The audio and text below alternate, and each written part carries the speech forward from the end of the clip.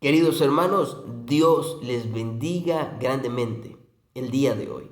Hoy estaremos con la parte 13 de la serie titulada El Espíritu Santo.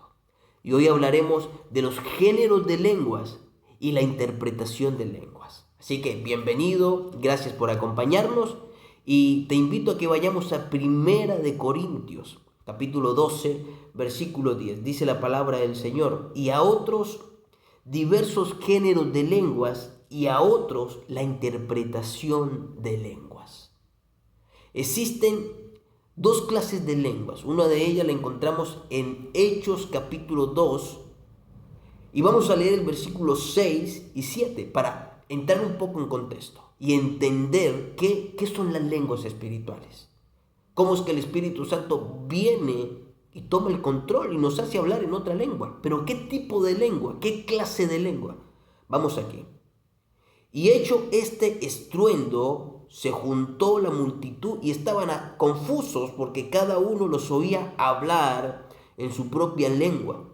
Y estaban atónicos y maravillados, diciendo: he aquí, ¿no son galileos estos que hablan? ¿Cómo pues los oímos nosotros hablar cada uno nuestra lengua en la que hemos nacido?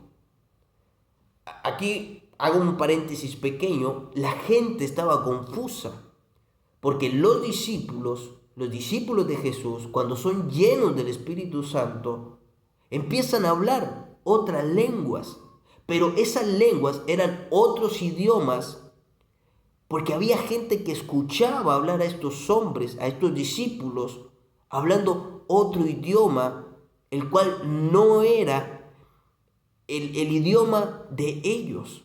Por eso había confusión. Bueno, ¿y este en qué momento estudió ruso? ¿Este en qué momento estudió italiano para que hable de esta manera? Es un ejemplo, ¿no? Así que básicamente el tipo de lengua o la lengua que hablaron los discípulos, en otras palabras, fue otro idioma.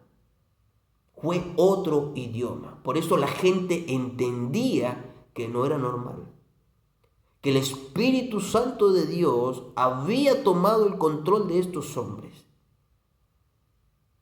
Por eso vemos que después de eso el apóstol Pedro predica y se convierte como 5,000 personas. Fue tremendo lo que pasó ese día. Pero fue un idioma entendible.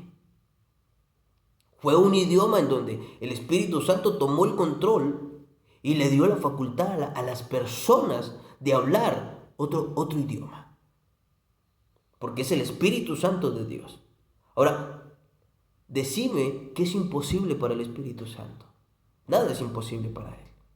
Así que no se le haga extraño, hermano, hermana, que el día de mañana el Espíritu Santo lo tome y lo haga hablar en ruso, o en chino, en mandarín. No se le haga extraño, que es imposible para Dios. Ahora, el otro tipo de lengua que podemos ver en las Sagradas Escrituras está en Primera de Corintios. Vamos a Primera de Corintios. Porque hay gente que me dice: pero bueno, y los que hablan en lenguas angelicales. Bueno, no estoy diciendo lo contrario. Si está en la palabra de Dios es porque existe. Primera de Corintios capítulo 13, versículo 1 dice: si yo hablase en lenguas humanas y angelicales. También podemos hablar en lenguas angelicales. Y yo respeto mucho esto. Esto está en la Biblia. Hay gente que dice: no, esta gente está loca, está ebria. No. Está en la palabra. Si la palabra de Dios lo dice es porque es así. Si una persona tomada por el Espíritu Santo, Dios la pone a hablar en lengua angelical, si Dios lo quiere usar así, ¿quién soy yo o quién eres tú para impedírselo? Es tremendo. Y esto lo hace el Espíritu Santo. Ahora, también nos dio la capacidad de la exégesis, de poder entender, clarificar lo que una persona está diciendo, ya sea tomada por el Espíritu Santo para hablar en otro idioma o en lenguas angelicales. También nos dio el Espíritu Santo la capacidad de entender, de interpretar lo que a veces hablamos en el Espíritu. porque de nada me sirve a mí hablarlo y no entenderlo. No tiene lógica. Así que esto es otra de las capacidades del Espíritu Santo, el poder hablar en lenguas, el poder interpretar las lenguas.